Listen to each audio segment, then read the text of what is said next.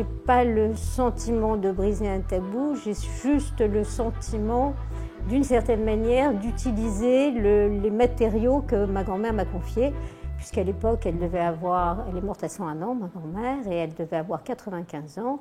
Et un jour, après déjeuner, elle me dit « il faut que je te donne quelque chose, que je te confie un secret ». Et ça m'avait paru très étrange au moment où elle me disait ça, parce que j'avais vraiment le sentiment que ma grand-mère n'avait aucun secret pour moi.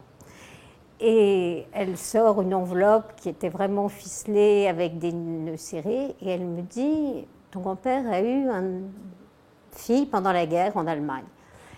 Et pour moi, la guerre, c'était 1940, c'était pas... et en 1940, ma grand-mère était mariée avec mon grand-père. Et elle m'explique que non, pas du tout, c'était pas du tout du temps où elle le connaissait, c'était bien avant de le connaître. La fille de mon grand-père était donc née le 1er janvier 1914, parce que mon grand-père était jeune ingénieur en Allemagne. Juste avant, il avait été appelé pour faire son service militaire. Il avait rencontré son amie à Nancy pendant les vacances de Pâques 1914.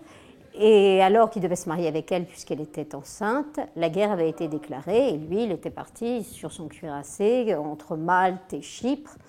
Et il n'avait pas eu de nouvelles de sa fiancée jusqu'à la fin de la guerre. Et c'est à partir de là qu'un jour, je ne connaissais pas l'Allemagne, je parlais allemand puisque j'avais vécu à Vienne, j'ai décidé d'aller faire mon enquête. D'abord, j'avais commencé à écrire. Par Internet, on trouve des tas de choses. Et j'avais écrit à tous les Mühldorfer de Ratisbonne. Et même dans un rayon un peu au-delà de Ratisbonne, puisque les Mühldorfer habitaient Ratisbonne. Et là, personne ne m'avait répondu.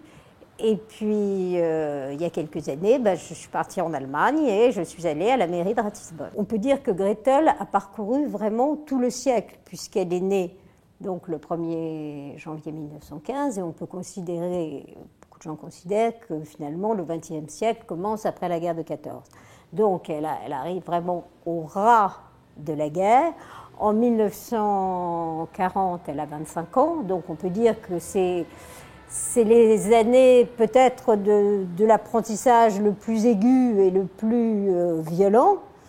Et elle meurt en 2001, c'est-à-dire dans un autre millénaire.